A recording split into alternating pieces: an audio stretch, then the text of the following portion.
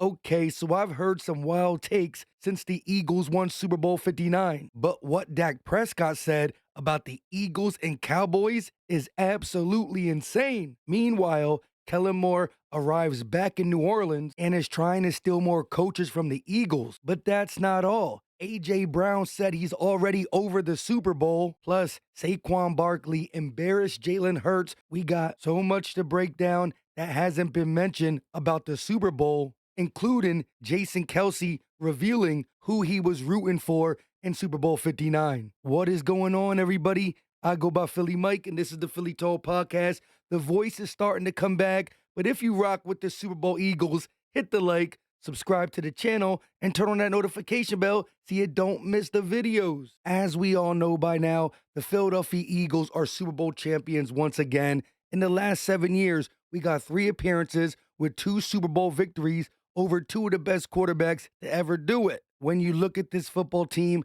a lot of people jump right to the defense. I understand it. It's all-time good. However, the Eagles just put up the most points in postseason history, and we're talking about 95 combined points between the NFC Championship and Super Bowl Sunday. I say all that to say this.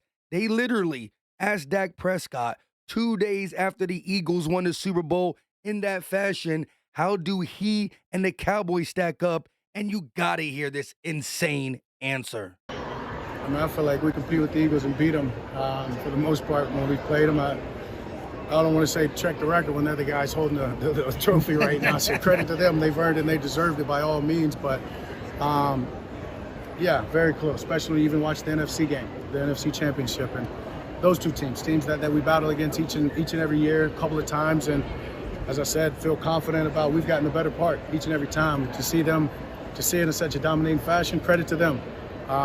It's our turn and it's on us. Bro, what did I just listen to? He first talks about competing with the Eagles and beating them. He says about the record.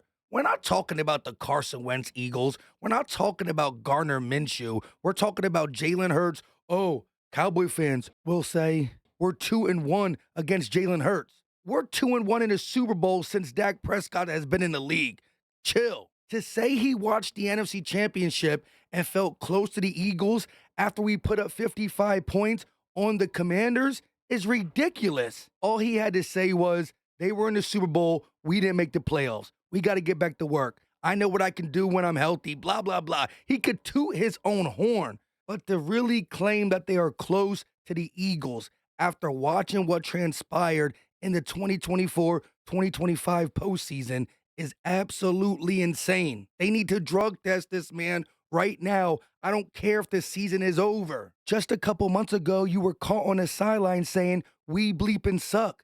I'm not a professional lip reader, but I'm telling you, he's simply saying, we bleeping suck. Jaden Daniels has the same amount of playoff wins as you, Dak Prescott, a rookie. If he says something like this, I might laugh, entertain it, but then say, we put up 55 on your team, shush. However, y'all haven't been to the NFC Championship in 30 years. You got 2 playoff wins under your belt in a decade. And you, of all people, should know that this Eagles team is different. You haven't seen Cooper DeJean, who was graded by Pro Football Focus as the #1 corner in the NFL, although he plays a slot. You haven't seen Quinyon Mitchell, who has his own bay, Quinyanamo Bay. You never played against All-Pro Zach Bond and Eagles Green. With all the injuries you have, you barely got introduced to Jalen Carter and company. So chill on that, bro. Relax. The list really goes on and on. But last thing I'm going to say, do you remember Fangio?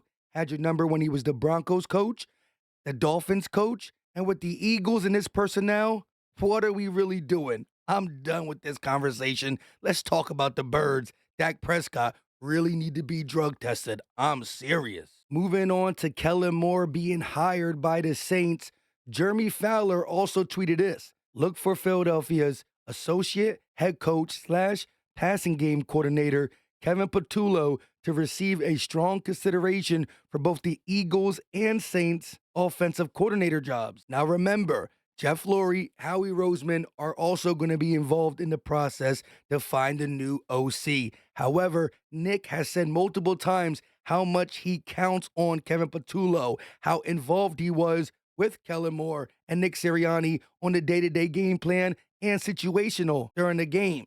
Now, him having a title as the pass game coordinator and it not being great at times, again, due to the fact that we were running with Saquon. Could it have been better at times? Sure. But how much was that him or Kellen as well? Not too sure. What makes me nervous is he doesn't have play calling experience. However, he's been in the league a long time, wore a bunch of different hats. He's the passing game coordinator, assistant coach for us. He's been a wide receivers coach, a quarterback coach, another assistant coach.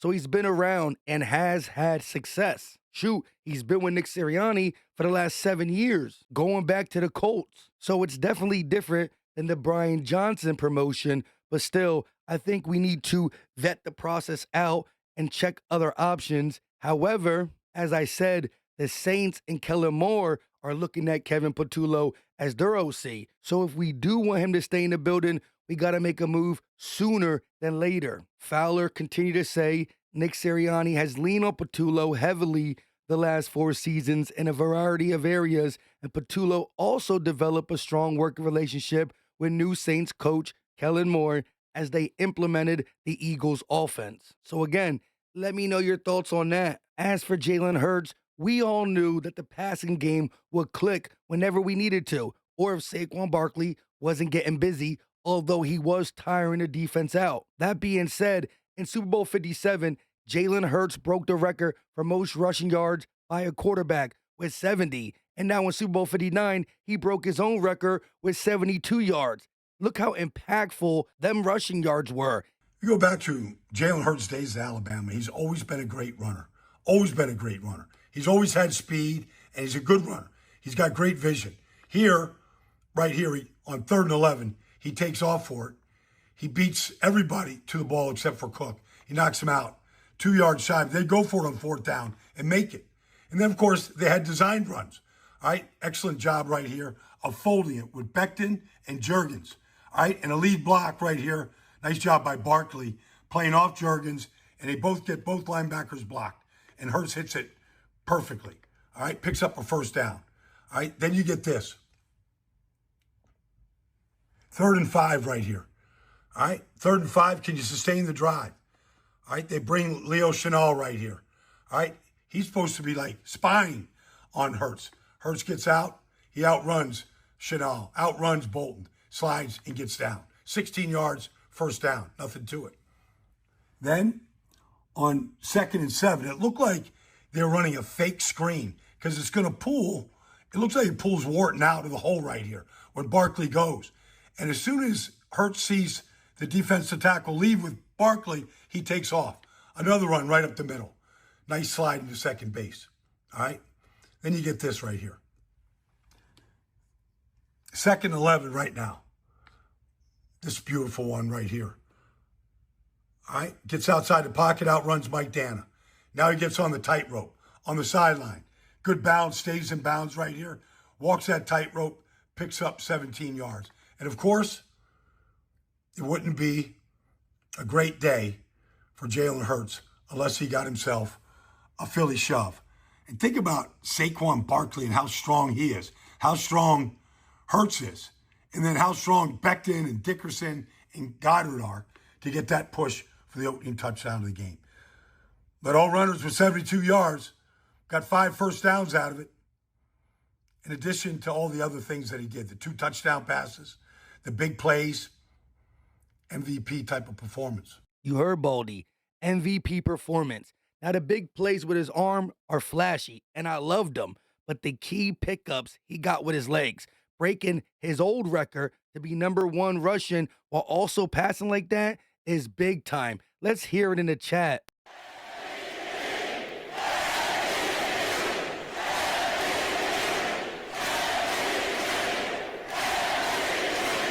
Jalen Hurts deserved it. Now, if you didn't see Jalen Hurts and Saquon Barkley on The Tonight Show, you got to see the Tush Push segment. It was hilarious. The first one was doing what people are calling the Tush Push.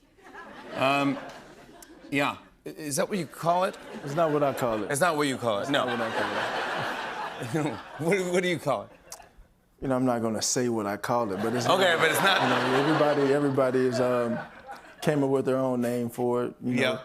The brotherly shove, the tush push, all these different things. It's not that. It's not that. No. Okay. I was shocked too, because when I got there, I known it as the tush push, but I didn't know if that's what it would be called, but I thought it was called that, and it's not called a tush push, actually. No. What is your role in the quote unquote tush push? I think I have the easiest job, to be honest. I think I'm the one who pushes the tush.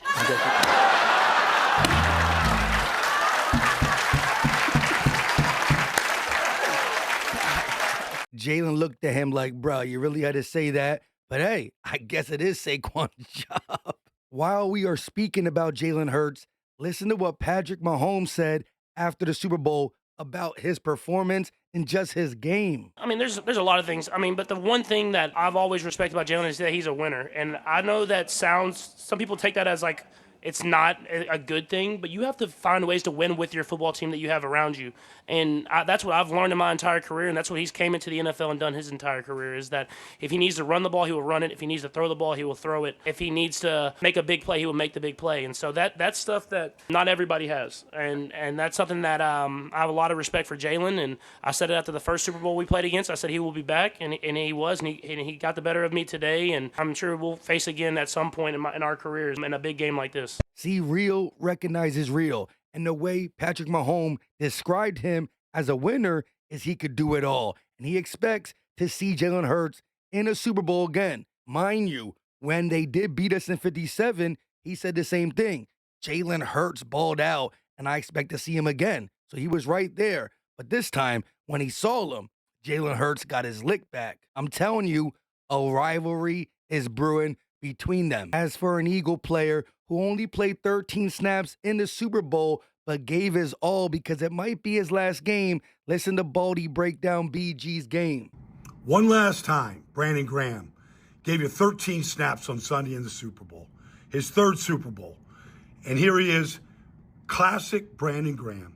Like the effort, the chase, there's Mahomes trying to extend the play, the effort to get him down to the ground right here, keep him out of the end zone. It's pure BG. 15 years now as an Eagle. Coming back from a major injury this year, giving it one more shot right here. Here he is, just still collapsing a pocket, all right? Still pushing the pocket, forcing that incompletion right there to Kelce. Just one more time. One of the great players in Philadelphia Eagle history right here. I mean, the Eagles, to their credit, watching the ghost motion right here, respecting that, and then getting to the ball. Because good things happen when you get to the ball. And that's what BG did for 15 years. He left it all out there on the field. The Eagles, to their credit, they reward their soldiers. Now, there is small speculation that he might come back. We'll hear more about that in the offseason. But if that was BG's last game, I'm glad he was able to play and go out with another Super Bowl ring. That is 2 for BG. Moving on to a player who just got his first ring, A.J. Brown. Look what he said via Instagram. After a few days, I've had time to reflect on being a champion.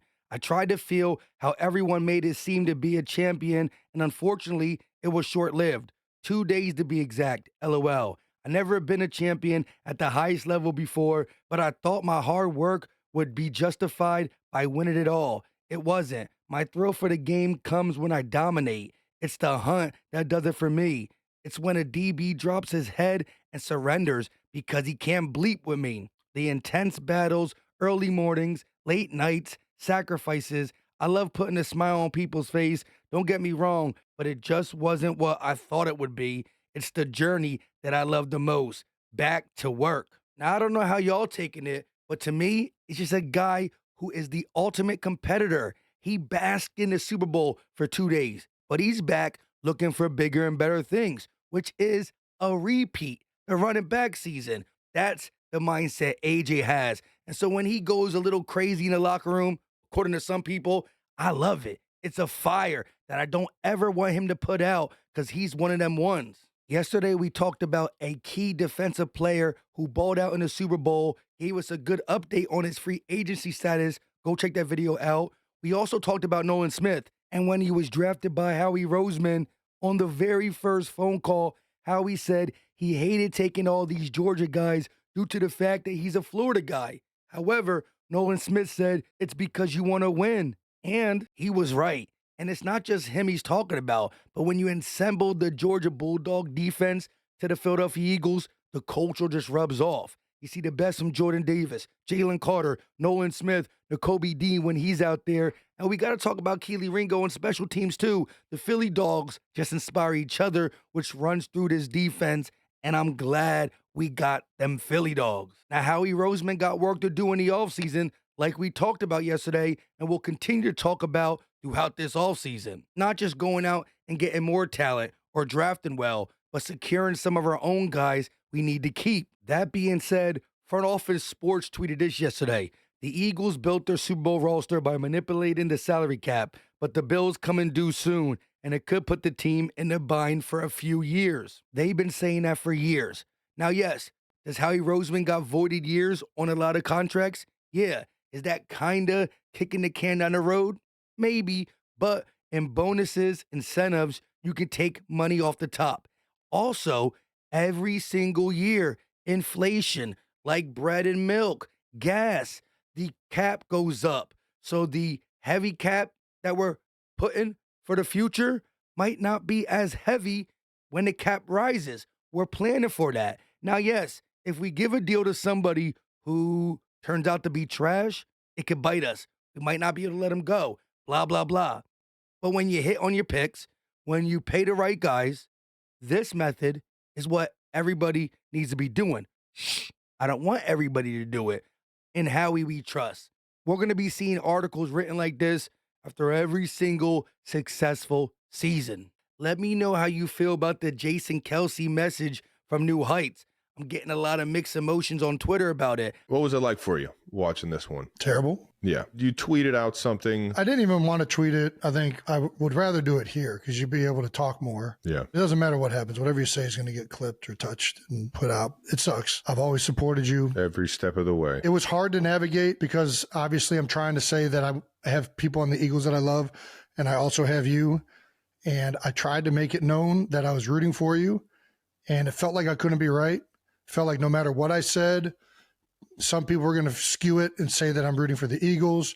And some people were going to skew it and say that I was rooting for the Chiefs or Travis. Yeah. And it sucked. That's the world we live in, man. I know I always had your support. And I joked around saying with your cheering for the Eagles, listen, you and Kylie are there in Philly and have created one of the most beautiful situations that I've ever seen. You guys are loved by the community out there. Everything from the foundation stuff that Kylie does, both of you guys do, to the countless amount of hours and years you spent in that organization, giving it everything that you have. You don't have to explain anything to anybody. As long as the people right here, I know who Jason Kelce is, and I know my brother and what his intentions are, and nobody can ever confuse that. I think the people in the Philadelphia organization understand exactly who you are and what you represent and how you were saying it. It was very, very hard to watch. Yeah. As much as I love the Eagles, as much as I love the city of Philadelphia, there was not a ounce of me that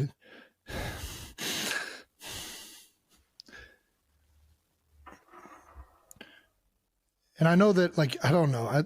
I tried to correlate that I was rooting for both sides the whole time and that I was going to be happy and sad regardless. It's a unique situation that nobody can relate to. Nobody can relate to this. I just don't know how to articulate that. I'm happy for some of the Eagles, but at the same time, I was miserable during the game watching you not achieve your success again. Yeah. That's the reality of it. It sucked. And like, it felt weird for me not to be cheering. That's what it felt like. It felt like, why the am I not as excited? And I think it was just a fucked up emotion. And I'm so happy for Jalen Hurts. I'm so happy for Nick Sirianni and all these guys that have been through so much. And it was just really I did not anticipate it being that hard. Again, the passionate Eagle fan that said he should have still bleed green a little bit, I understand it. But it's hard to root against a family member. I think it was a tough situation for him. Let me know your thoughts on that. I'll always give a pass to Jason Kelce, but you let me know. Real quick, shout out to Skeletor70 who dropped an $80.44 super chat as I was getting off my live stream. BTA win. The Chiefs looked past us and thought we were just going to give them the trophy. No slip and slide to save Mahomes this time. Thanks for another great year, Mike. Go Birds. Again, sorry I missed you on the live, but I got you, bro. And agree with everything you said. With all that being said, hit the like button, subscribe to the channel, turn on that notification bell so I know you get these videos. Look at Smitty crying, man. It was just such a memorable moment. Share this video out. Do everything you need to do. I love hearing from y'all. Leave me a comment. It inspires videos, all that good stuff. Until next time, you know what time it is. We out.